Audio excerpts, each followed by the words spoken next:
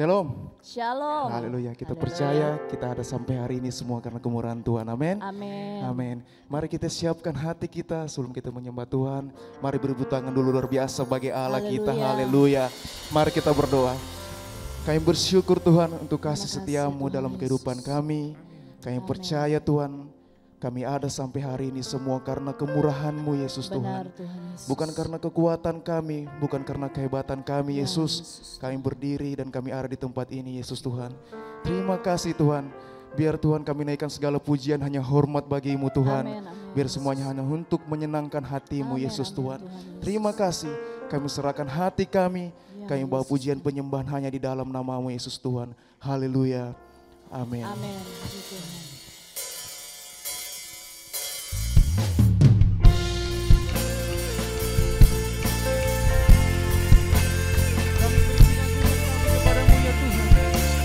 Raja di atas segala raja Tuhan, sebab Kau yang layak, Yesus Tuhan. Nyanyikan sama-sama pujian ini, nyanyikan sama-sama pujian. Segenap hati aku memuji, segenap jiwaku bernyanyi, karena Roh-Mu ada dalamku.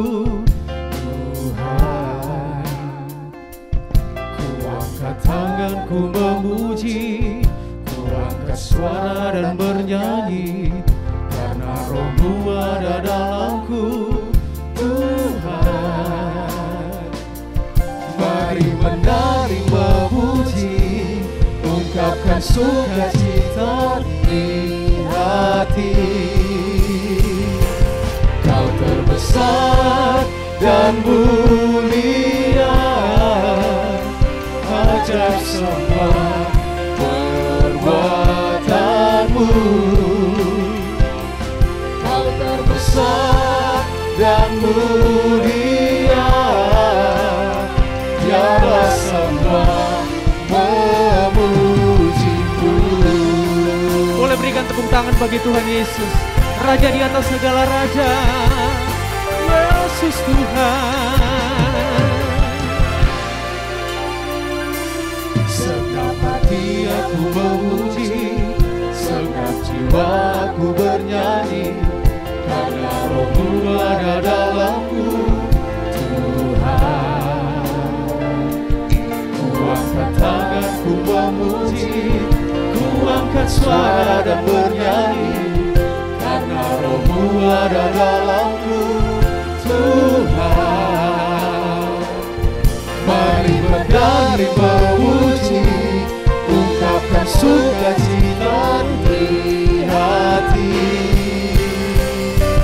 Kau terbesar dan mulia, ajaib semua perbuatan-Mu.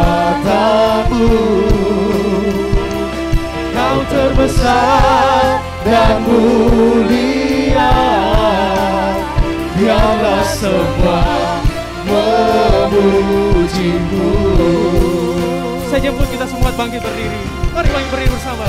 Oh, Kau terbesar dan mulia, ajaib semua perbuatan-Mu. Kau terbesar dan mulia, biarlah semua memuji-Mu.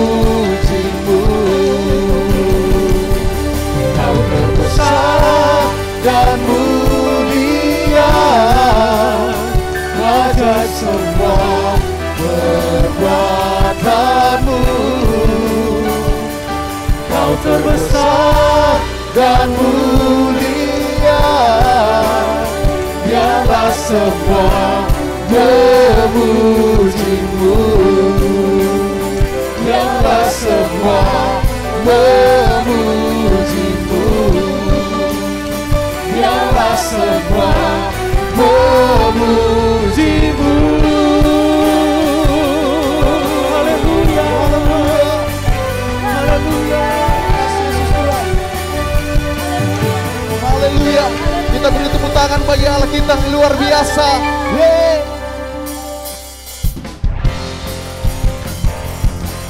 Dia Allah yang hebat, amin. Amin. Dia Allah yang berkuasa dalam kehidupan kita. Mari kita katakan pujian ini dengan sungguh-sungguh, katakan berkuasa di bumi di surga, amin. Bertata dalam kemuliaan, dialah Tuhan Allah kita, amin. Namanya berkuasa, membebas umat. Mari semua katakan, betapa hebat, betapa kuat dasarnya Allah kita, haleluya. Dia berjaya atas semua perbuatannya. Betapa hebat, betapa kuat dasarnya Allah kita. Dia bernama Yesus, Raja segala raja, Tuhan Allah kita. Sekali lagi kita katakan pujian ini dengan penuh iman, katakan berkuasa. Berkuasa di bumi di surga, bertata dalam kemuliaan. Dialah Tuhan, dialah Tuhan Allah kita. Namanya berkuasa, pembebas umat. Mari angkat tanganmu, katakan betapa kuat dasarnya Allah kita. Dia berjaya atas semua perbuatannya. Betapa hebat, betapa kuat dasarnya Allah kita. Dia bernama Yesus, Raja segala raja.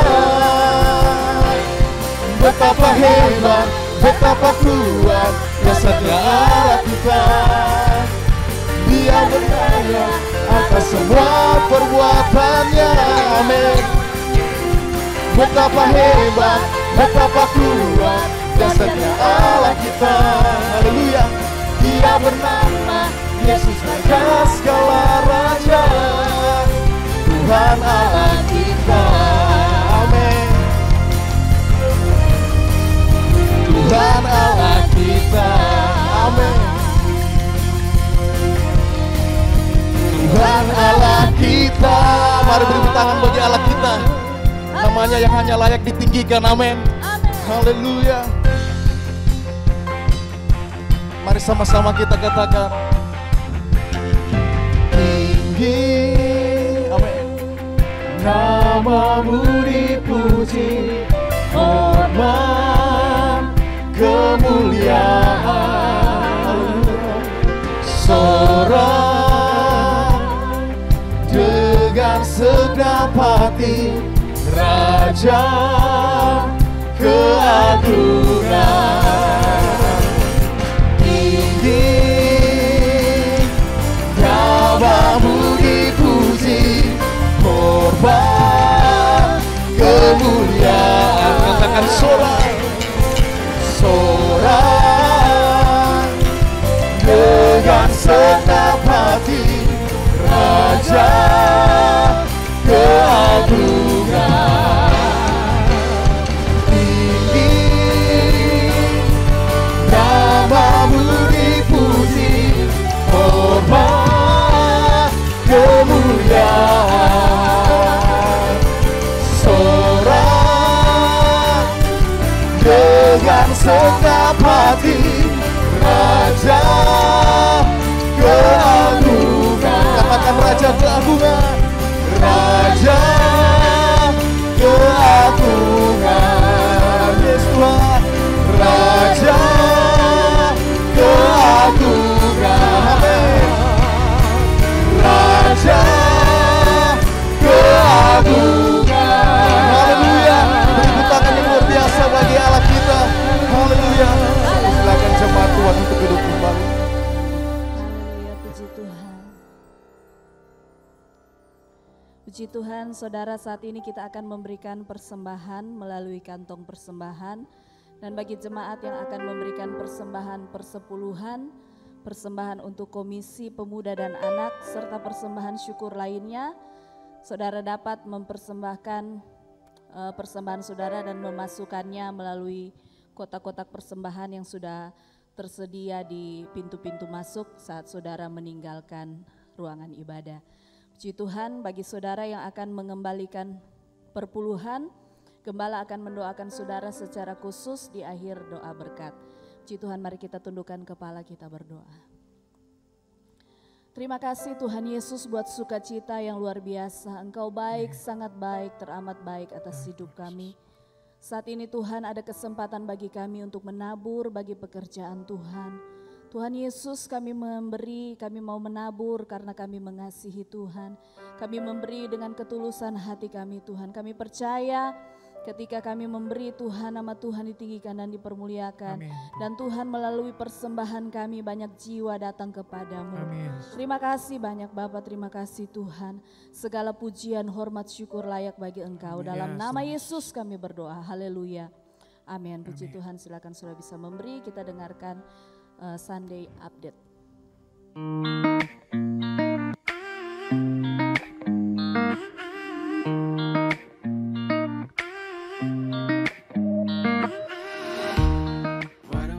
Shalom kekasih Tuhan, tidak terasa kita sudah memasuki minggu terakhir di bulan September.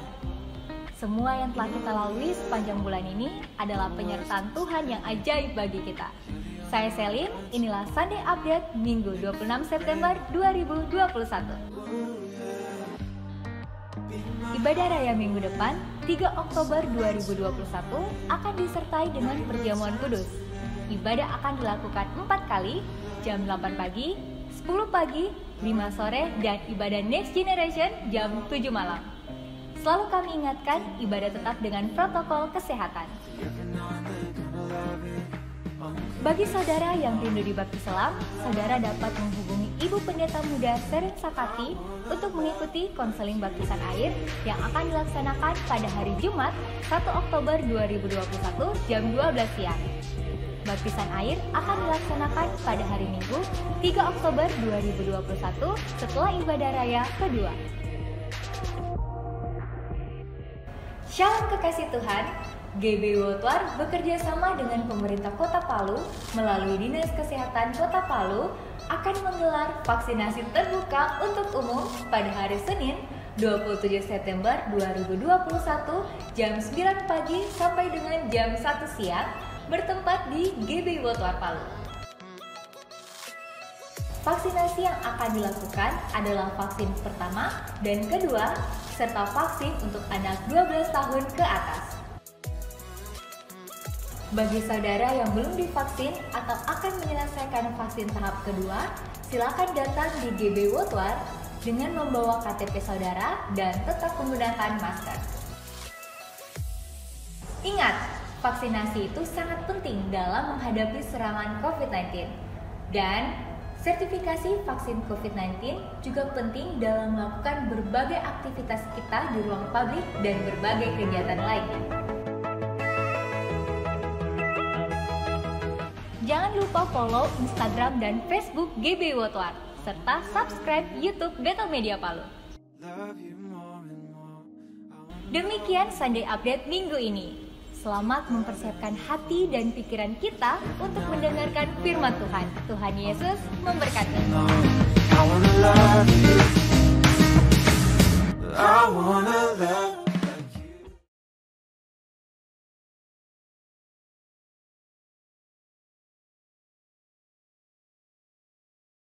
Saudara, kita akan lebih lagi menyembah Tuhan, kita mau memuji Tuhan. Haleluya, Engkau satu-satunya jawaban atas hidup kami Tuhan. Kami yakin Engkau Allah kami yang berkuasa, yang sanggup melakukan segala perkara atas hidup kami. Haleluya, haleluya.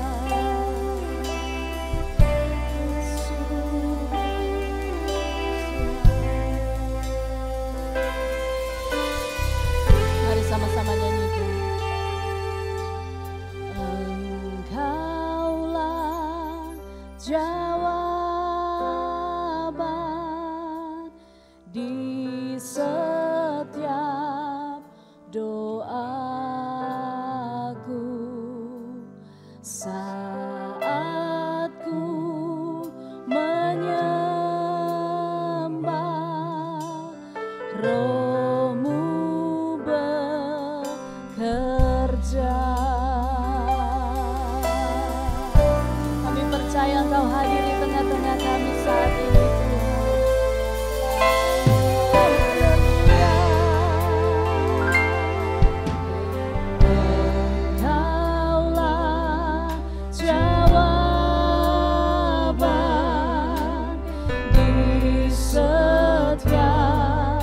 doaku saat ku menyembah, Roh-Mu bekerja. Dengan iman katakan, Tuhan ku percaya, kuasa-Mu sempurna saat ku berdoa, kuasa-Mu bekerja. Lagi katakan, Tuhan ku percaya, kuasa-Mu sempurna saat kami berdoa, saat ku berdoa, kuasa-Mu bekerja. Engkau yang percaya Tuhan Yesus di tengah-tengah kita, mari berikan tepuk tangan bagi Allah kita. Oh haleluya. Sekali lagi nyanyikan bersama, katakan, Engkaulah jawaban di setiap doaku saat ku menyembah, Roh-Mu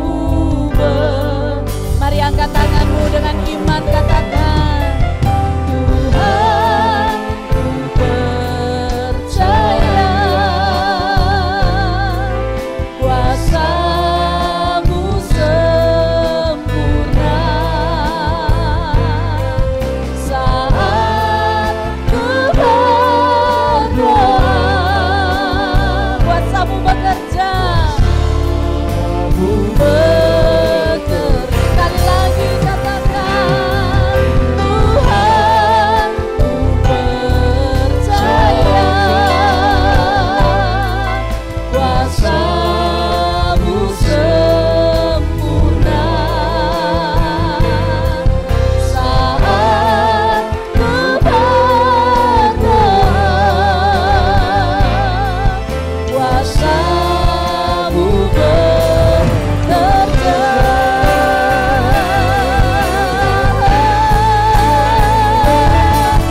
Tuhan ku percaya, dengan iman katakan, kuasa-Mu sempurna Tuhan. Amin.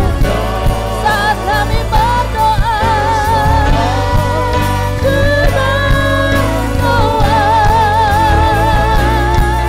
kuasa-Mu bekerja. Lagi Tuhan ku percaya, Tuhan ku percaya,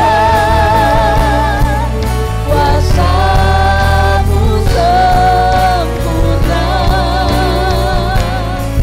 saat ku berdoa, kuasa-Mu. Mari engkau yang percaya buka tanganmu, katakan, Tuhan ku percaya, kami percaya kepadamu Tuhan, kuasa-Mu sempurna saat kami berdoa, saat ku berdoa, kuasa-Mu bekerja. Lagi dengan iman katakan, Tuhan ku percaya,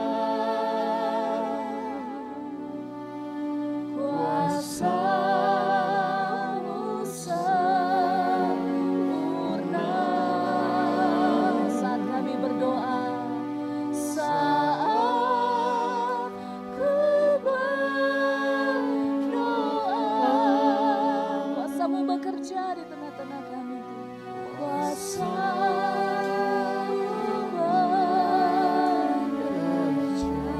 saat ku berdoa,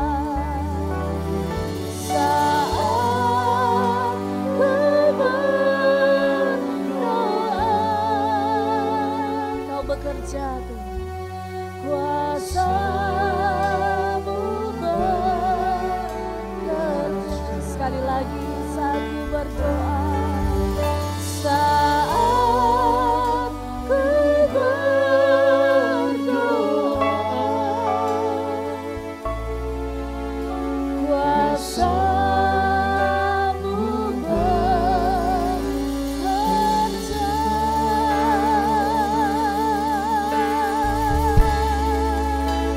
Kami terlalu percaya kepadamu. Kami yakin. Mari kuatkan iman percayamu di hadapan Tuhan. Percaya dengan sungguh pada Tuhan. Dia Allah yang sanggup melakukan segala perkara.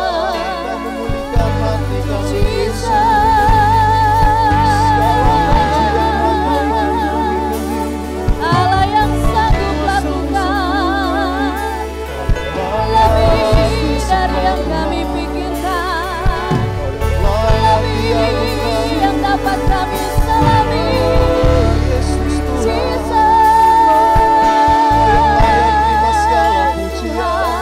Sembah Tuhan, sembah Tuhan.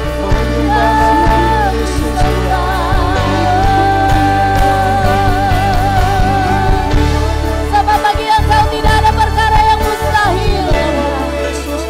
Engkau sanggup melakukan segala perkara. Jesus, Engkau berkuasa, Yesus. Tiada yang seperti Engkau. Kami percaya, kami yakin Tuhan.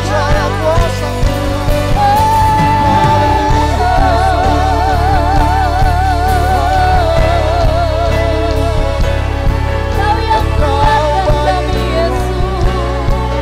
Serahkan jiwa kami.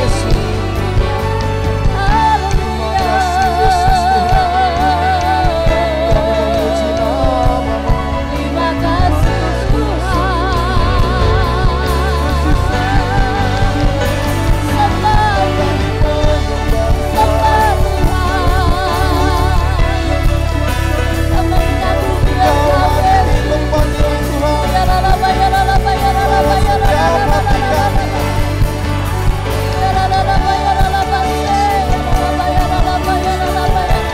Mari berdoa, berdoa. Menyembah Tuhan. Kau yang layak kami puji. Kau yang layak kami sembah. Kami memberikan pengagungan kami kepadamu, Tuhan. Haleluya, haleluya. Thank you, Jesus.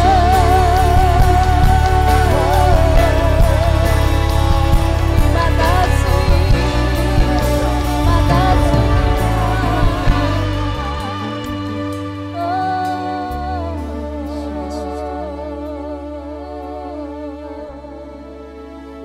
Kami percaya Engkau hadir di tengah-tengah kami, Tuhan. Kami terlalu yakin kuasa-Mu tidak pernah berubah dulu, sekarang, bahkan sampai selama-lamanya. Tuhan, Kau menilik setiap hati kami di hadapan-Mu. Tidak ada yang tersembunyi di hadapan-Mu, Tuhan. Satu hal yang kami percaya, Tuhan.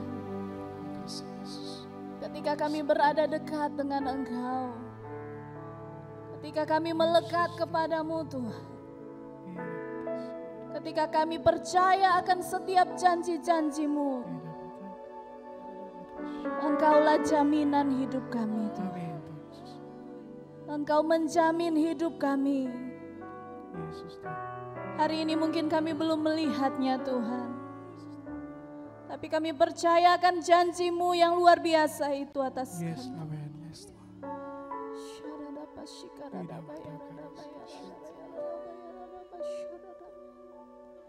Jesus, Yesus,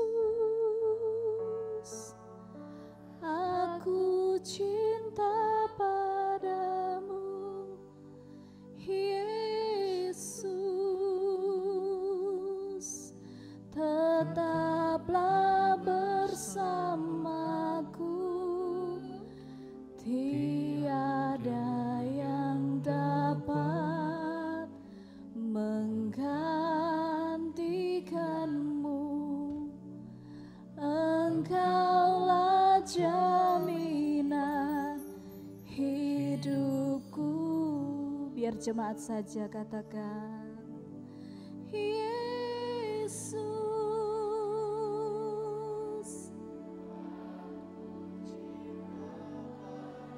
Ya Tuhan, Yesus, tetap berjalan bersama kami Tuhan.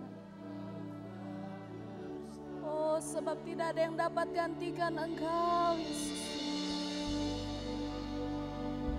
Amin, amin. Sebab Engkau jamin hidup kami. Amin. Hidup. Sekali lagi, mari buka tanganmu, katakan, Yesus, aku cinta padamu. Yesus, tetaplah bersamaku. Tiada yang dapat menggantikanmu. Engkaulah jaminan hidupku. Mari kita berdiri bersama, angkat tinggi tanganmu, angkat dua-dua tangan, katakan, Yesus, aku cinta padamu. Yesus, tetaplah bersama. Sebab tidak ada yang dapat gantikan Engkau Tuhan. Amin. Menggantikanmu, Engkaulah jaminan. Sekali lagi, Yesus,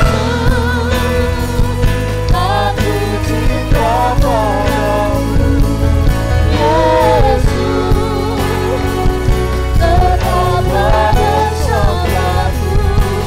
Tiada yang dapat menggantikanmu. Engkaulah jaminan. Katakan, tiada yang dapat menggantikanmu. Tiada yang dapat menggantikanmu. Engkaulah jaminan hidupku. Tiada yang dapat menggantikanmu. Engkaulah jaminan hidupku. Sorak-sorai bagi Allah kita. Haleluya. Haleluya. Saudara, sebelum kita berdoa untuk firman Tuhan, saya meminta supaya kita sama-sama berdoa untuk jalannya firman Tuhan. Saya juga minta topangan doa dari Bapak Ibu Saudara supaya mendoakan saya ketika saya menyampaikan firman Tuhan, supaya apa yang saya sampaikan benar-benar sesuai dengan apa yang Tuhan kehendaki. Saya sudah berusaha mempersiapkan segala apa yang saya bisa, tetapi kalau bukan kuasa Tuhan, saya tidak akan mampu melayani dengan baik. Kita akan berdoa sama-sama. Saya minta topangan doa dari Bapak Ibu Saudara. Mari kita berdoa. Ya Tuhan. Tuhan, terima kasih untuk hari ini, hari yang baru. Kami bersuka cita datang di tempat ini. Haleluya. Kami bisa beribadah dalam keadaan yang baik. Tubuh yang diberkati oleh Tuhan, itu anugerah bagi kami. Amin. Kami bisa datang di tempat ini untuk beribadah, itu anugerah tersendiri bagi setiap kami. Segala sesuatu yang ada pada kami tahu semua karena kasih karunia Tuhan, karena kemurahan Tuhan. Hari ini Tuhan, kami akan merenungkan firman Tuhan. Tolong kami semua, tolong hamba-Mu yang terbatas. Kami bisa merenungkan firman Tuhan, belajar firman Tuhan dengan baik. Apa yang kami pelajari bersama-sama itu menjadi kekuatan, itu menjadi pelajaran, sehingga hidup kami terus menjadi hidup yang berkenan di hadapan Tuhan, menjadi hidup yang memuliakan Tuhan, menjadi berkat untuk orang lain. Nama Tuhan ditinggikan, dipermuliakan lewat sikap hidup kami setiap hari. Dalam nama Yesus kami sambut berkat firman-Mu, sama-sama katakan amin. Silakan duduk Bapak Ibu Saudara.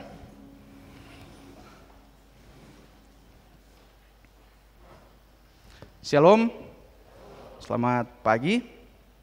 Mari sama-sama kita membuka bagian firman Tuhan dari 2 Korintus 12 ayat 1 sampai ayat yang ke-10. 2 Korintus 12 ayat 1 sampai ayat yang ke-10 saya bacakan buat Bapak Ibu Saudara. Aku harus bermegah sekalipun memang hal itu tidak ada faedahnya. Namun demikian aku hendak memberitakan penglihatan-penglihatan dan penyataan-penyataan yang kuterima dari Tuhan. Aku tahu tentang seorang Kristen. Berhenti sampai di sini dulu. Jadi Paulus ini seakan-akan berbicara tentang orang lain, orang ketiga. Kata ganti orang ketiga. Jadi dia seakan-akan berbicara tentang ada orang yang dia bicarakan, tetapi ini dia membicarakan dirinya sendiri. Jadi itu cuma gaya sastra di zaman itu. Jadi yang dia bicarakan adalah dirinya sendiri, bukan orang lain. Saya bacakan lagi. Aku tahu tentang seorang Kristen 14 tahun yang lampau, entah di dalam tubuh aku tidak tahu, entah di luar tubuh aku tidak tahu, Allah yang mengetahuinya. Orang itu tiba-tiba diangkat ke tingkat yang ketiga dari sorga.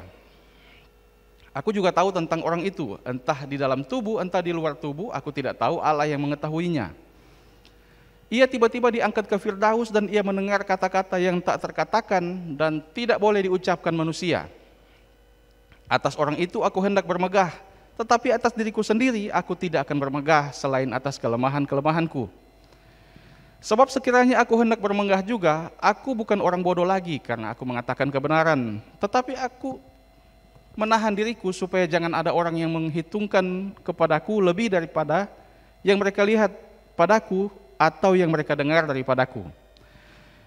Dan supaya aku jangan meninggikan diri karena penyataan-penyataan yang luar biasa itu, maka aku diberi duri dalam dagingku, yaitu seorang utusan iblis untuk menggocok aku, supaya aku jangan meninggikan diri. Tentang hal itu sudah 3 kali aku berseru kepada Tuhan, supaya utusan iblis itu mundur daripadaku. Tetapi jawab Tuhan kepadaku, cukuplah kasih karuniaku bagimu, sebab justru dalam kelemahanlah kuasaku menjadi sempurna. Sebab itu terlebih suka aku bermegah atas kelemahan-kelemahanku, supaya kuasa Kristus turun menaungi aku. Karena itu aku senang dan rela di dalam kelemahan, di dalam siksaan, di dalam kesukaran, di dalam penganiayaan, dan kesesakan oleh karena Kristus. Sebab jika aku lemah, maka aku kuat. Saudara, berdasarkan firman Tuhan ini, saya ingin mengajak kita mencermati bagian ini, memikirkan, mengamati bagaimana karakteristik iman Kristen. Yang mungkin saja ada hal-hal yang saya sampaikan itu cukup mengejutkan kita, tetapi juga saya berharap supaya hal ini bukan hanya mengejutkan kita, tetapi membawa sebuah kekuatan bagi kita dalam menjalani kehidupan kekristenan kita. Teks yang kita baca ini adalah surat Paulus yang kedua kepada jemaat yang ada di Korintus. Paulus pernah mengirimkan surat yang pertama, lalu ada laporan-laporan masalah-masalah di dalam jemaat, kemudian dikirimkan lagi surat yang kedua kepada jemaat yang ada di Korintus ini.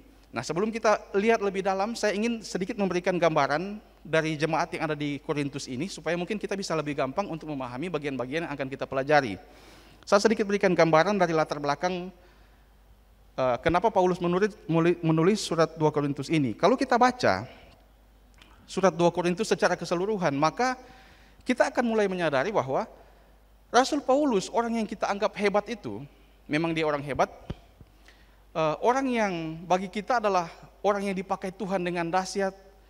Dia membuka begitu banyak jemaat, dia memberitakan Injil di mana-mana. Dia punya pengalaman-pengalaman spiritual yang hebat, yang dahsyat. Dia menulis sebagian besar perjanjian baru. Nah, tetapi orang yang sehebat itu ternyata di zaman itu ada banyak orang yang meragukan kerasulan Paulus. Mereka meragukan kalau Paulus ini benar-benar diutus Tuhan atau tidak. Jadi sekalipun dia adalah orang yang hebat, ternyata ada begitu banyak orang yang meragukan kerasulan dari seorang Rasul Paulus ini.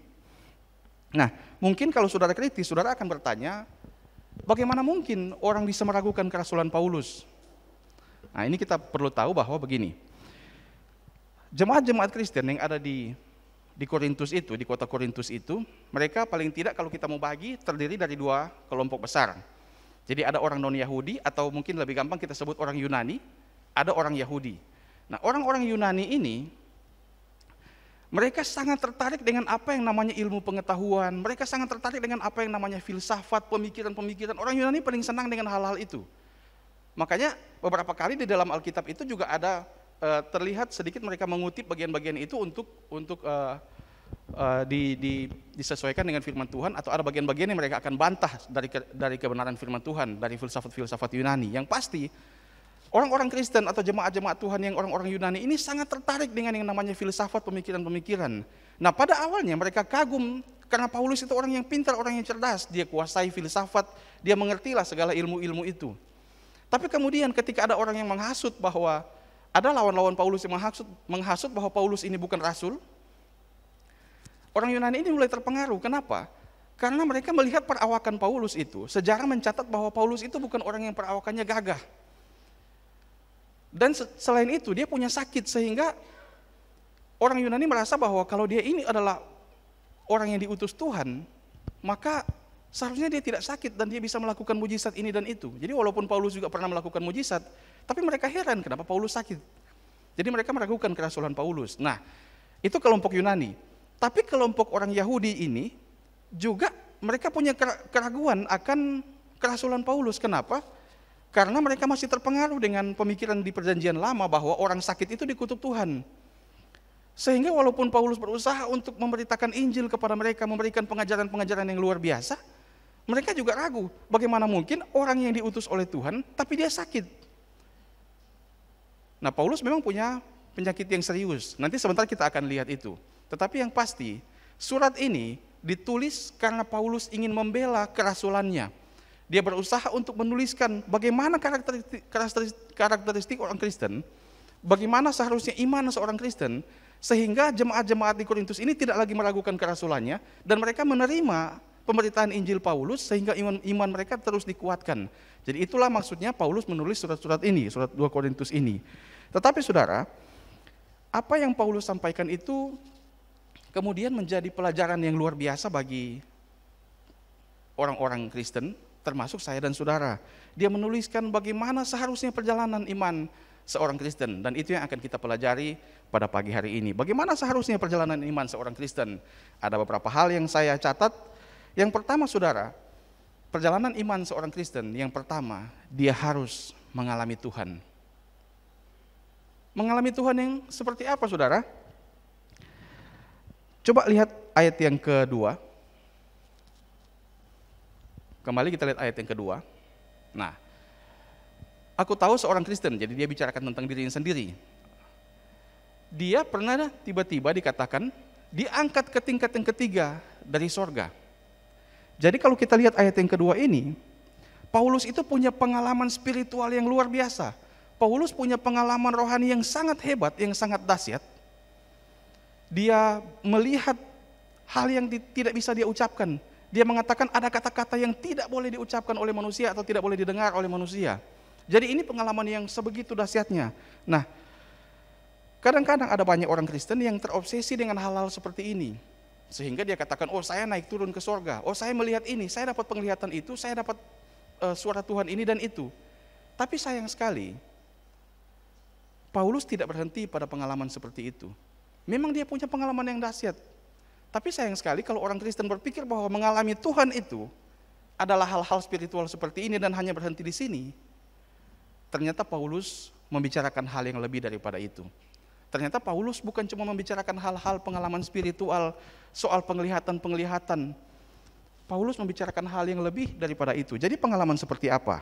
Kita lihat lebih jauh. Coba kita akan lihat beberapa ayat di 2 Korintus 12 ini. Ayat yang kedua. Tampilkan ayat yang kedua. Aku tahu seorang Kristen 14 tahun yang lampau, kemudian ayat yang keempat. Ia tiba-tiba diangkat ke Firdaus dan ia mendengar kata-kata yang tak terkatakan dan tidak boleh diucapkan manusia. Kemudian ayat yang ke-7. Nah, lalu dia katakan begini, dan supaya aku jangan meninggikan diri karena penyataan-penyataan yang luar biasa itu, aku diberi duri dalam dagingku, yaitu seorang utusan iblis untuk menggocok aku, supaya aku jangan meninggikan diri. Ayat 9. ayat 9 dikatakan begini, tetapi jawab Tuhan kepadaku, cukuplah kasih karuniaku bagimu, sebab justru dalam kelemahanlah kuasaku, kuasa Tuhan menjadi sempurna. Saudara, kalau kita mengamati lebih jauh, maka kita akan mengetahui ini adalah sesuatu yang ironis. Bagaimana mungkin ada orang yang punya pengalaman yang luar biasa itu, dia punya pengalaman yang dahsyat itu, tapi ternyata dia mengalami sakit di dalam tubuhnya, dia mengalami pergumulan-pergumulan yang dia sebutkan duri di dalam daging. Saudara, sampai hari ini tidak ada gambaran yang pasti atau tidak ada keterangan yang pasti apa yang dimaksudkan dengan duri dalam daging. Jadi ada banyak pandangan-pandangan para penafsir-penafsir Alkitab yang hebat-hebat itu. Ada yang bilang, oh, duri di dalam daging itu bicara tentang penganiayaan. Ada yang bilang duri di dalam daging itu bicara tentang fitnah-fitnah yang ditujukan kepada Paulus. Ada yang bilang duri dalam daging itu adalah pekerjaan iblis yang berusaha untuk merintangi pemberitaan Injil Paulus. Ada banyak pandangan-pandangan. Tetapi kelihatannya pandangan yang paling kuat adalah duri dalam daging itu bicara soal penyakit atau kelemahan-kelemahan Paulus di dalam dirinya. Jadi itu pandangan yang paling kuat. Kalau misalnya kita melihat Galatia 4 ayat 13 sampai 14, Paulus pernah bilang begini kepada jemaat di Galatia, kamu tahu bahwa aku pertama kali telah memberitakan Injil kepadamu oleh karena aku sakit pada tubuhku. Sungguh pun demikian keadaan tubuhku itu yang merupakan pencobaan bagi kamu. Jadi penyakit itu merupakan pencobaan bagi jemaat-jemaat. Namun kamu tidak menganggapnya sebagai sesuatu yang hina dan yang menjijikkan, tetapi kamu telah menyambut aku dan seterusnya. Jadi dikatakan dia punya sakit, dan penyakit itu merupakan pencobaan bagi jemaat, tapi jemaat tidak merasa jijik dengan penyakit itu. Lalu penyakit apa? Nah, kemungkinan duri di dalam daging yang Paulus maksud ini, itu adalah sakit. Paulus itu menurut sejarah, dia punya sakit mata, dan dia juga punya sakit epilepsi. Epilepsi itu kalau mungkin bahasa hari-hari kita itu penyakit ayan. Begitu mungkin, ya, penyakit ayan. Nah, makanya itu Paulus berusaha untuk mengatakan, berterima kasih kepada jemaat di Galatia bahwa dalam keadaan seperti itu mereka tidak merasa jijik dengan penyakit yang dialami Paulus. Dia begitu menderita dengan penyakit ini, dia begitu tersiksa dengan penyakit ini, bahkan ada penyakit yang memalukan bagi dia, merupakan pencobaan bagi jemaat penyakit itu. Dan ini yang saya katakan tadi di awal bahwa mungkin fakta ini akan mengejutkan kita. Bagaimana mungkin ada orang yang hebat dipakai oleh Tuhan, dia punya pengalaman rohani yang luar biasa, tapi ternyata dia mengalami duri di dalam daging, dan itu penyakit yang memalukan. Mungkin sampai hari ini penyakit itu adalah penyakit yang memang agak memalukan kalau dia kambuh. Bahkan Paulus bilang penyakit orang-orang Galatia, dia berterima kasih karena mereka tidak merasa jijik terhadap penyakit itu. Ini mungkin hal yang mengejutkan bagi kita. Bagaimana mungkin ada orang yang sehebat itu dipakai oleh Tuhan, tapi dia punya penyakit yang luar biasa menderitanya. Bagaimana mungkin ada orang yang punya pengalaman spiritual yang luar biasa, tetapi ternyata dia punya penyakit yang memalukan bagi dia. Dan kalau kita lihat penderitaan itu, maka kita mungkin akan merasa wajar mengapa Paulus berdoa sampai 3 kali kepada Tuhan untuk meminta supaya Tuhan angkat duri dalam daging itu. Karena dia begitu tersiksa dengan penyakit itu. Jadi angka 3, berseru 3 kali kepada Tuhan itu bukan dimaknai sebagai dia 3 kali berdoa, bukan. Bagi orang Yahudi angka-angka itu punya makna, angka 7 angka sempurna. Sehingga angka 3 itu juga melambangkan bagaimana dia berdoa bersungguh-sungguh kepada Tuhan. Tapi nyatanya Tuhan tidak kabulkan doanya. Dan ini menjadi sebuah pelajaran bagi kita bahwa ternyata orang yang seperti itu dipakai oleh Tuhan, dia harus menghadapi realita bahwa doanya tidak dikabulkan. Dan dalam penyakit seperti itu, dia harus tetap mengirim surat-surat kepada jemaat untuk menguatkan jemaat. Di dalam kesakitan seperti itu, dia tetap harus berkhotbah di sana-sini. Di dalam kesakitan itu, dia tetap harus mengurusi jemaat. Di dalam penderitaan yang seperti itu, dia tetap harus melakukan perjalanan ke sana kemari yang cukup berat, yang mungkin berbeda dengan hamba-hamba Tuhan sekarang yang dengan nyaman naik pesawat ke sana kemari, mobil yang mewah. Paulus di dalam penyakit seperti itu, dia tetap harus melayani Tuhan, melakukan perjalanan-perjalanan yang cukup berat bagi dia. Sehingga menjadi sebuah doa yang wajar kalau dia minta supaya Tuhan sembuhkan dia dari penyakit itu, supaya Tuhan angkat duri dalam daging. Tapi apa yang terjadi? Ternyata Tuhan menolak apa yang Paulus minta. Ternyata Tuhan tidak mengabulkan apa yang Paulus minta. Dan di saat-saat seperti ini, itulah yang Paulus ajarkan kepada kita tentang mengalami Tuhan yang sesungguhnya. Ketika permohonan doanya tidak dikabulkan, Paulus justru merasakan kuasa Tuhan nyata dalam hidupnya. Ketika dia mengalami kelemahan di dalam tubuhnya, Paulus justru merasakan ada kekuatan Tuhan yang luar biasa bagi dia. Itulah mengalami Tuhan yang sesungguhnya yang Paulus ajar dari teks yang kita baca ini. Saudara, kalau pengalaman rohani yang kita anggap mengalami Tuhan itu hanya terbatas pada kegerakan rohani, tumbang-tumbang pada saat didoakan, gemetar pada saat didoakan, atau mungkin pengalaman-pengalaman rohani yang bentuknya seperti itu, maka teks ini mengajarkan kita bahwa mengalami Tuhan itu tidak berhenti sampai di situ. Mengalami Tuhan justru ketika kita bisa memahami ada doa yang tidak terkabulkan. Dalam realita iman Kristen, maka kita juga harus menghadapi kenyataan bahwa ada saat doa kita dijawab Tuhan, tetapi ada saat Tuhan tidak mengabulkan apa yang kita minta. Ada saat Tuhan lakukan mujizat, tapi ada saat ketika kita mengalami masalah pergumulan, tidak terjadi apa-apa, tidak sesuai apa yang kita doakan. Ada saatnya Tuhan memberkati, tapi ada saatnya Tuhan mengizinkan kita mengalami kerugian. Ada saatnya mungkin kita bersuka cita, tetapi ada saat kita harus berduka cita karena kehilangan. Saudara, kalau apa yang kita pahami mengalami Tuhan itu hanyalah kegerakan roh, maka belajarlah pada teks ini. Paulus mengatakan, ketika doanya tidak dijawab Tuhan, ketika Tuhan izinkan ada kelemahan, dia merasakan kuasa Tuhan yang hebat. Dan itulah mengalami Tuhan yang sesungguhnya. Perjalanan iman kita sebagai orang-orang Kristen seharusnya sampai pada pengalaman ini. Ketika Tuhan tidak mengabulkan apa yang kita minta, kita tahu bahwa Tuhan tetap mempersiapkan yang terbaik. Tuhan tahu apa yang terbaik untuk kita. Ketika Tuhan mungkin mengizinkan masalah pergumulan, marilah kita belajar pada teks ini. Seperti apa yang Paulus katakan, justru dalam kelemahan kita melihat kuasa Tuhan nyata dan sempurna dalam hidup kita. Itulah mengalami Tuhan yang sesungguhnya. Itu bagian pertama yang akan kita pelajari dari teks ini. Karakteristik seorang Kristen adalah dia harus mengalami Tuhan. Yang kedua, bukan cuma mengalami Tuhan, tetapi juga dia harus meneladani Kristus. Perjalanan kita sebagai orang-orang Kristen bukan hanya akan mengalami Tuhan, tetapi juga kita harus meneladani Kristus. Ayat yang kedua yang kita baca tadi, Paulus katakan 14 tahun yang lalu.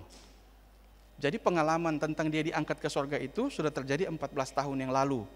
Berarti kalau dihitung-hitung, ketika dia menulis surat Korintus ini, maka 14 tahun yang lalu itu mungkin beberapa tahun setelah dia bertobat, lalu dia punya pengalaman rohani itu, dia diangkat ke tingkat yang ketiga di sorga, Paulus katakan. Ketika dia menulis surat itu sudah 14 tahun berjalan. Dan dia sudah jadi seorang rasul yang berhasil. Dia sudah berhasil membuka jemaat-jemaat di beberapa kota di Korintus, di Galatia, di Filipi, dan sebagainya. Dia sudah jadi orang yang hebat di dalam pelayanannya ketika dia menulis surat 2 Korintus ini. Tetapi mari kita lihat apakah dengan keberhasilan seperti itu, proses Paulus untuk menjadi lebih baik apakah sudah berhenti? Ternyata belum, saudara. Ternyata belasan tahun setelah dia melihat itu dan belasan tahun di dalam perjalanannya, di dalam pelayanan, dia sudah sangat berhasil, dia sudah dipakai Tuhan luar biasa. Tetapi ternyata prosesnya untuk menjadi semakin baik itu masih belum berhenti. Pengalaman itu memang bisa sangat berpotensi untuk membuat Paulus menjadi sombong. Pengalaman rohani yang luar biasa itu sangat berpotensi untuk membuat Paulus bisa menjadi sombong. Dan oleh karena itu Tuhan diizinkan ada duri di dalam daging, supaya Paulus tetap rendah hati. Dia sadar bahwa hidupnya hanya kasih karunia Tuhan.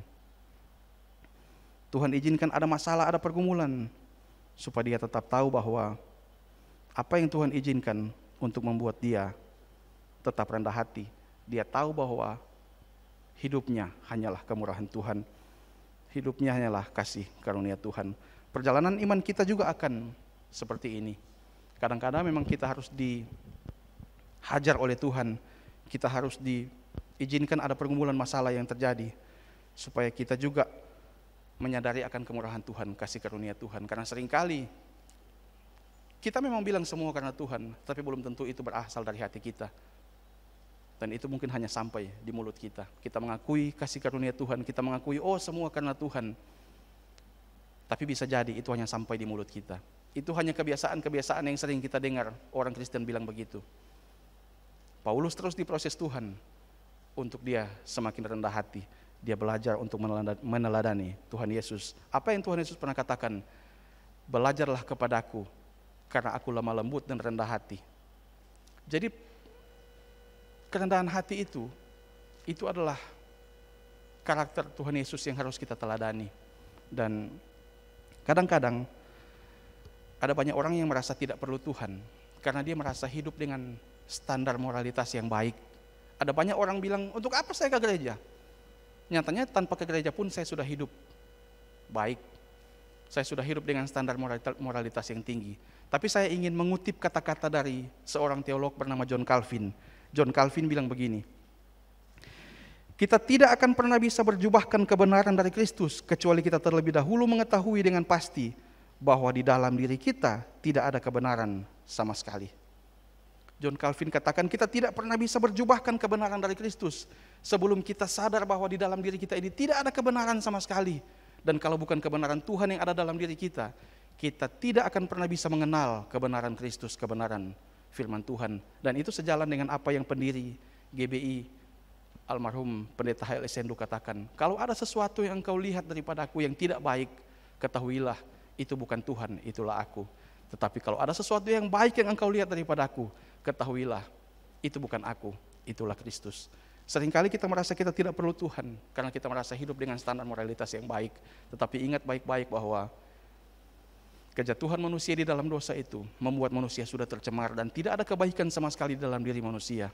Kalau hari ini kita bisa percaya kepada Tuhan, kalau hari ini kita bisa ke gereja, hari ini kita bisa hidup dengan baik, percayalah bahwa semua karena kasih karunia Tuhan, semua karena kemurahan Tuhan yang masih tetap terjadi dalam hidup saya dan saudara. Kadang-kadang mungkin ada pergumulan yang Tuhan belum angkat dari hidup kita, karena Tuhan tahu bahwa pergumulan itu akan membuat kita menjadi semakin baik, semakin rendah hati, semakin mengakui kebesaran Tuhan, semakin mengakui kekuatan Tuhan dalam hidup kita. Kesalehan yang hakiki itu tercermin dari sikap kerendahan hati. Maka saudara, saya menutup bagian yang kedua ini dengan sebuah kata-kata seperti ini. Tuhan tidak selalu mengubah keadaan yang buruk menjadi baik, karena kadang-kala keadaan yang buruk Tuhan pakai untuk mengubah hati kita menjadi lebih baik. Saya ulangi, Tuhan tidak selalu mengubah keadaan yang buruk menjadi baik, karena kadang-kala keadaan yang buruk Tuhan pakai untuk mengubah hati kita menjadi semakin baik. Amin. Itu yang kedua. Perjalanan iman seorang Kristen. Yang pertama, dia harus mengalami Tuhan. Yang kedua, dia harus meneladani Kristus berdasarkan teks ini. Yang ketiga, bukan hanya mengalami dan meneladani Tuhan, meneladani Kristus. Tetapi yang ketiga, perjalanan iman seorang Kristen, dia harus memegahkan dan mempermuliakan Tuhan dalam hidupnya. Saudara, mari kita lihat ayat yang ke-9. 2 Korintus 12 ayat yang ke-9. Ketika Paulus berdoa dan doanya tidak dijawab oleh Tuhan, tidak dikabulkan oleh Tuhan, Tuhan jawab begini kepada Rasul Paulus. Tetapi jawab Tuhan kepadaku, cukuplah kasih karuniaku bagimu, sebab justru dalam kelemahanlah kuasaku menjadi sempurna. Perhatikan kata-kata Paulus. Sebab itu terlebih suka aku bermegah atas kelemahanku. Saya ulangi, terlebih suka aku bermegah atas kelemahanku, supaya kuasa Kristus turun menaungi aku. Saudara, semua manusia, semua tidak terkecuali, kita akan suka menampilkan apa yang menurut kita itu menjadi kelebihan-kelebihan kita. Semua manusia akan menampilkan apa yang menjadi kelebihannya, skillnya, kemampuannya. Dia akan tampilkan prestasinya, dia akan tampilkan pencapaian-pencapaiannya, dia akan tampilkan sesuatu yang membanggakan dari dirinya. Dan seringkali sebagai manusia kita suka menutupi apa yang menjadi kekurangan kita. Jadi yang kelemahan kita tampilkan, tetapi kekurangan kita tutupi. Termasuk mungkin ada orang-orang yang bermasalah dengan berat badan seperti saya, mungkin kita suka pakai baju yang warnanya agak gelap supaya jangan terlalu kelihatan perut buncit, mungkin begitu. Jadi kita suka menampilkan apa yang menurut kita kelebihan kita, tetapi kita menutupi apa yang menurut kita kekurangan kita. Tetapi di ayat 9 apa yang Paulus katakan? aku lebih suka bermegah atas kelemahanku. Tidak ada orang yang bermegah atas kelemahan, maka kata-kata ini sulit dimengerti, kecuali kita mengerti konteks dari 2 Korintus ini, bahwa ternyata hidup Paulus itu dia pahami hanyalah kasih karunia, sehingga di dalam kelemahan ternyata ada kekuatan di sana. Kekuatan dari mana? Kekuatan dari Tuhan, dan itulah yang dia tampilkan. Jadi ketika dia menampilkan kelemahan-kelemahan dirinya, ketika dia bermegah atas kelemahan, maksudnya apa? Dia sedang memegahkan kuasa Kristus yang hebat di dalam dirinya. Ketika Paulus mengatakan, aku bermegah atas kelemahanku, maka itulah yang Paulus ingin tampilkan, yaitu kuasa Tuhan yang nyata di dalam hidupnya. Bagi Paulus, penderitaan itulah alat bagi Tuhan untuk bagaimana dia menampilkan kemuliaan Kristus di sana. Apa yang Paulus contohkan sepertinya berbeda dengan apa yang orang-orang Kristen sering tampilkan hari-hari ini. Menampilkan tentang bagaimana dia mendapat penglihatan, menampilkan tentang bagaimana dia bernubuat, menampilkan tentang hal-hal yang mungkin spektakuler di dalam kekristenan. Apa yang Paulus katakan ini mungkin sungguh berbeda. Tuhan izinkan Paulus mengalami kemuliaan tentang sorga. Paulus memang melihat kemuliaan tentang sorga. Dia dimuliakan oleh Tuhan, dia dispesialkan oleh Tuhan untuk melihat kemuliaan sorga. Tetapi juga dia diizinkan untuk mengalami duri dalam daging. Jadi dia punya pengalaman yang berada di atas, tapi juga dia punya pengalaman yang berada di bawah. Ketika Paulus akan merasa sombong karena dia pernah melihat hal-hal yang dahsyat dari Tuhan, Tuhan berikan dia dalam duri dalam daging, supaya dia tetap tahu bahwa hidupnya hanya kasih karunia Tuhan. Tetapi saat dia merasa rendah diri, karena dia punya penyakit yang memalukan itu, dia akan ingat bahwa Tuhan pernah memuliakan dia, melihat hal-hal yang spektakuler dari Tuhan. Dan dengan semua itu, dia merasa kuat. Dengan semua itu, dia menampilkan kemuliaan Tuhan di sana. Dengan segala hal yang Tuhan izinkan terjadi dalam hidupnya, pada akhirnya dia menuliskan surat ini kepada jemaat di Filipi. Filipi 1 ayat 20-21, Paulus katakan begini, sebab yang sangat kurindukan dan kuharapkan ialah bahwa aku dalam segala hal tidak akan beroleh malu, melainkan seperti sedia kala, demikian pun sekarang. Perhatikan bagian ini yang Paulus sampaikan, Kristus dengan nyata dimuliakan dalam tubuhku, baik oleh hidupku maupun oleh matiku. Karena bagiku hidup adalah Kristus dan mati adalah keuntungan. Paulus tidak menampilkan apa yang menurut dia hebat. Kalaupun dia menceritakan pengalaman-pengalaman rohani ini, itu bukan menampilkan kehebatannya, dia hanya menjaga supaya jemaat tetap percaya bahwa dialah rasul yang diutus Tuhan. Tapi kemudian dia katakan di bawah, aku lebih suka bermegah atas kelemahanku, karena di dalam kelemahan itu dia bisa menampilkan kuasa Kristus yang dahsyat bekerja di dalam dirinya. Mari kita mengintrospeksi diri kita masing-masing. Apakah di dalam kehidupan kekristenan kita, di dalam perjalanan iman kita, kita terlebih sering menampilkan kelebihan-kelebihan diri kita, atau kita belajar untuk memuliakan Kristus? Mari kita mengintrospeksi diri kita masing-masing. Saya pun harus mengakui bahwa dalam keseharian hidup yang saya jalani, betapa sulitnya saya jadi berkat untuk orang-orang di sekitar saya, untuk keluarga, untuk jemaat Tuhan, untuk teman-teman pelayanan. Kadangkala saya hidup tidak jadi berkat untuk teman-teman sesama pelayan Tuhan. Mari kita mengintrospeksi diri kita masing-masing, memperbaiki diri kita masing-masing supaya kita tidak terfokus untuk menampilkan kelebihan-kelebihan kita, tapi biarlah kita hidup memuliakan Tuhan. Kesimpulannya adalah iman Kristen itu punya keunikan tersendiri yang mungkin kita tidak dapatkan di dalam kepercayaan lain. Kalau ada orang yang mungkin percaya kepada dukun-dukun, maka tidak ada hal lain yang dia inginkan dari dukun-dukun itu selain melakukan apa yang orang itu mau. Kalau ada orang yang mungkin percaya kepada dewa-dewa, dia memberikan sesajen, dia memberikan persembahan, tidak ada maksud lain supaya dewa-dewa itu melindungi dia. Kalau orang yang mungkin percaya kepada pesugihan-pesugihan, tidak ada hal lain motivasinya selain apa yang dipercaya itu memperkaya dia. Agama-agama lain akan menampilkan tokoh-tokohnya dengan sempurna. Oh, nabi kita begini, nabi kita begitu, nabi kita begini. Nabi kita tidak pernah buat dosa, nabi kita orang yang sempurna. Tapi Alkitab kita punya keunikan tersendiri. Dia menampilkan segala sesuatu apa adanya. Paulus di dalam kelemahannya ditampilkan apa adanya. Dan dari sana kita belajar bahwa memang Kristen itu punya keunikan tersendiri. tetapi juga menjadi real dalam kehidupan kita setiap hari.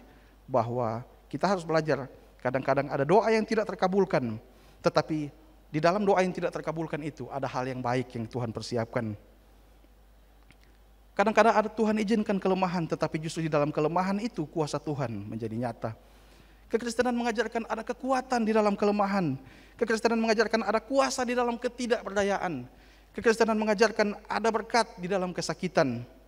Ada duri yang Tuhan izinkan menyakitkan bagi daging kita, tetapi bermanfaat buat jiwa kita.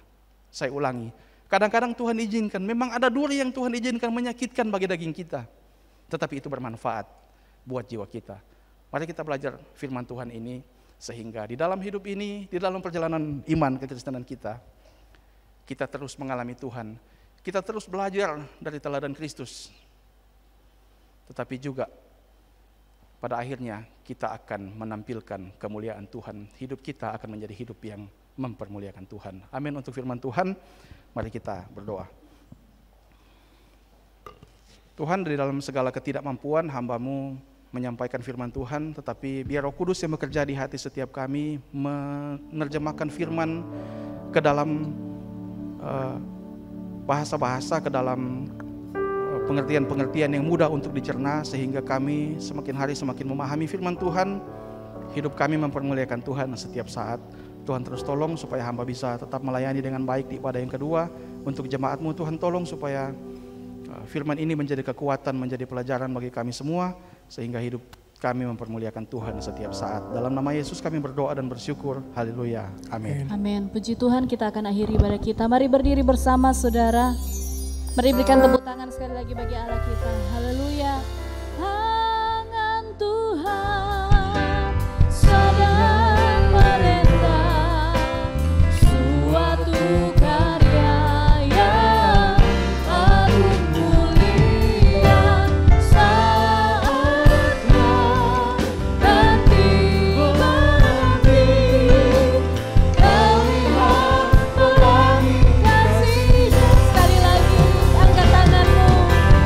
Tangan Tuhan sedang merentah suatu karya yang agung mulia. Saatnya nanti kau lihat pelangi kasih-Nya. Kau lihat pelangi kasih-Nya. Kau lihat pelangi kasih-Nya. Sorak-sorai bagi Allah kita. Haleluya.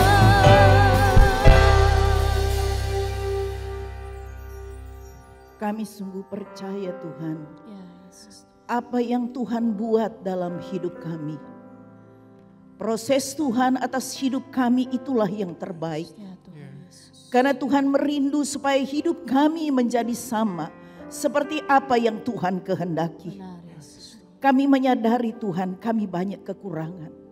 Kami adalah tanah liat yang selalu dibentuk untuk menjadi pribadi-pribadi yang menyenangkan hati Tuhan. Ya Tuhan. Kami menyadari seringkali kami tanpa kami sadari, kami menjadi sombong. Yesus. Kami angkuh Tuhan. Kami mengandalkan kekuatan kami. Ya Tuhan Yesus. Itulah sebabnya Tuhan selalu mendidik kami. Memproses kami siapapun kami. Termasuk kami sebagai hamba-hamba Tuhan. Tuhan rindu supaya kami memiliki kerendahan hati. Sama seperti Engkau adalah Allah, tetapi Engkau mau menjadi manusia. Ya Tuhan Yesus. Berkorban bagi kami. Menyelamatkan kami manusia yang berdosa. Ya. Karena kami tidak bisa menyelamatkan diri dengan perbuatan baik kami. Apapun yang kami lakukan, kami tidak bisa untuk bisa selamat. Tetapi karena kasih karunia-Mu Tuhan, Engkau merendahkan diri dan mengosongkan diri-Mu. Menjadi sama seperti manusia mati di kayu salib. Itulah yang Tuhan mau dalam hidup kami. Agar supaya kehidupan kami berlayak di hadapan Tuhan. agar supaya kuasa Tuhan turun menaungi kami. Sekalipun Tuhan mengizinkan berbagai-bagai masalah kami alami, tetapi kami percaya Tuhanlah yang paling tahu seperti apa hidup kami sesungguhnya. Untuk membuat kami berharga di mata Tuhan. Kami boleh melihat kuasa-Mu. Bahkan kami boleh melihat pekerjaan-pekerjaan Allah yang luar biasa yang bekerja dalam hidup kami. Bahwa hanya Tuhan saja yang dapat menolong kami. Tuhan, terima kasih. Biarlah seluruh jemaat Tuhan mengerti akan firman Tuhan. Agar supaya kami tidak akan digoyahkan dengan apapun juga. Masalah apapun yang menimpa kami, kami tetap percaya bahwa itulah yang terbaik. Dan Tuhan mau supaya kami menikmati kuasa Allah. Supaya kami dapat menikmati pekerjaan Allah yang luar biasa. Ajar kami untuk tetap kuat di dalam Tuhan. Berkati hamba-Mu Tuhan yang sudah menyampaikan firman-Mu. Berkati kami semua, tidak ada seorang pun yang terlewatkan. Semua kami dilawat dan dijamah oleh Tuhan. Semua kami diberkati oleh Tuhan. Semua kami hidup dalam kasih karunia Allah. Dalam segala situasi kami yakin dan percaya bahwa berserah kepada Tuhan itulah yang terbaik. Beriman sepenuh kepada Tuhan, percaya sepenuhnya kepada Engkau, kepada janji-janji Tuhan. Itulah yang Tuhan mau. Dengan penuh kerendahan hati kami melakukan firman-Mu. Tuhan, terima kasih. Berkati hamba-hamba-Mu yang sudah ambil bagian dalam pelayanan. Kami percaya sekecil apapun pelayanan kami tidak akan pernah sia-sia. Tuhan tahu memberi yang terbaik bagi kami ketika kami melakukan dengan setia dan dengan penuh kerendahan hati. Bapa, terima kasih. Kami terus berdoa untuk bangsa kami. Berkati terus pemerintahan yang ada, baik di pusat maupun daerah. Mereka berusaha untuk mengatasi pandemi dan dampak dari pandemi. Tanpa Tuhan semuanya sia-sia. Tolong kami umat Tuhan untuk dapat berkontribusi yang baik, menjadi berkat dimanapun kami berada, dalam keadaan apapun. Kami mau menjadi orang-orang yang taat melakukan firman Tuhan. Bapa, terima kasih. Kami juga berdoa saudara-saudara kami yang mungkin saat ini dalam keadaan sakit, baik yang hadir maupun yang tidak hadir. Tuhan, Engkau tahu, Tuhan jamah. Kami percaya kalau Tuhan izinkan itu terjadi, Tuhan punya maksud yang terbaik untuk merendahkan diri kami, agar supaya kami sungguh berserah kepada Tuhan dan melakukan apa yang Tuhan mau dalam hidup kami. Karena kuasa-Mu tidak pernah berubah, dulu, sekarang, sampai selama-lamanya. Dan itu akan nyata ketika kami mau taat dan mau merendahkan diri di hadapan Tuhan. Tuhan, terima kasih bagi saudara-saudara kami yang berhari ulang tahun pada minggu ini dan juga hari ini. Biarlah kasih karunia Tuhan semakin melimpah atas hidup mereka. Keluarga-keluarga yang berhari ulang tahun pada minggu ini Tuhan, dan juga pada hari ini Tuhan tahu siapa mereka. Biarlah kasih Kristus terus mengikat mereka. Mereka akan tetap menjadi keluarga-keluarga yang dapat memuliakan Tuhan. Terima kasih Tuhan. Kami berdoa juga untuk besok Tuhan. Akan dilaksanakan vaksinasi COVID-19 di gereja kami di bagian belakang. Tuhan, Engkau tolong. Biarlah Tuhan berkati semuanya. Vaksin yang akan dimasukkan dalam tubuh seseorang, Tuhan, biar Tuhan berkati agar itu dapat meningkatkan kekebalan tubuh mereka. Di dalam nama Tuhan Yesus, sadarkan seluruh jemaat Tuhan yang belum divaksin, bahkan masyarakat yang belum divaksin, untuk dapat melakukan sesuai dengan apa yang diperintahkan oleh Tuhan untuk taat pada pemerintah. Tuhan, Engkau tolong. Terima kasih Tuhan, lindungi kami semua. Bapa di surga, hamba berdoa juga untuk saudara-saudara kami yang sudah memberikan persembahan. Tuhan, Engkau berkati. Mereka memberi oleh karena mereka mengasihi Tuhan. Sebentar juga kalau mereka akan memberikan persembahan, apakah itu persembahan persepuluhan, persembahan misi, diakonia, ucapan syukur, Tuhan juga akan memberkati. Tuhan tahu hati mereka yang mengasihi Tuhan dan pekerjaan-Mu. Dan bagi saudara-saudara yang akan memberikan persepuluhan, apakah itu secara langsung ataukah melalui transfer, saudara tidak usah malu, angkat tanganmu. Hamba akan berdoa di dalam nama Tuhan Yesus. Tuhan tahu Tuhan apa yang jemaat Tuhan lakukan, karena kami hanya mengembalikan apa yang Tuhan punya. Kami yakin dan percaya ketika kami melakukannya, berkat Tuhan tercurah atasnya. Oh Tuhan, karena Engkau tahu memberi yang terbaik bagi kami. Ajar kami untuk melakukan kehendak Tuhan. Terima kasih Bapa di surga. Terima kasih Roh Kudus. Mulai besok dan seterusnya kami serahkan hidup kami. Biarlah anugerah Tuhan melimpah bagi kami semua. Berkati ibadah-ibadah kami selanjutnya.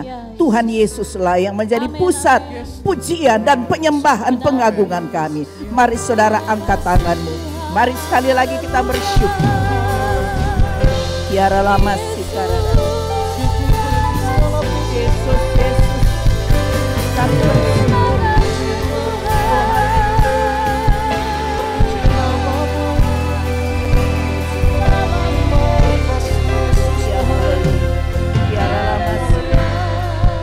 Haleluya, Tuhan memberkati engkau dan melindungi engkau. Tuhan menyinari engkau dengan wajahnya dan memberikan engkau kasih karunia. Tuhan menghadapkan wajahnya kepadamu dan memberikan engkau damai sejahtera. Sebab itu saudaraku yang dikasihi oleh Tuhan Yesus, pulanglah dalam damai sejahtera dari Allah Bapa, yaitu di dalam nama Tuhan kita Yesus Kristus. Persekutuan dengan kuat kuasa Roh Kudus akan senantiasa menyertai kita semua, senantiasa memelihara dan melindungi kita, menguatkan kita setiap saat dan memberkati kita semua mulai saat ini sampai Tuhan Yesus datang kembali. Haleluya. Percaya, katakan sama-sama dengan iman. Amin. Selamat pagi, Tuhan Yesus memberkati.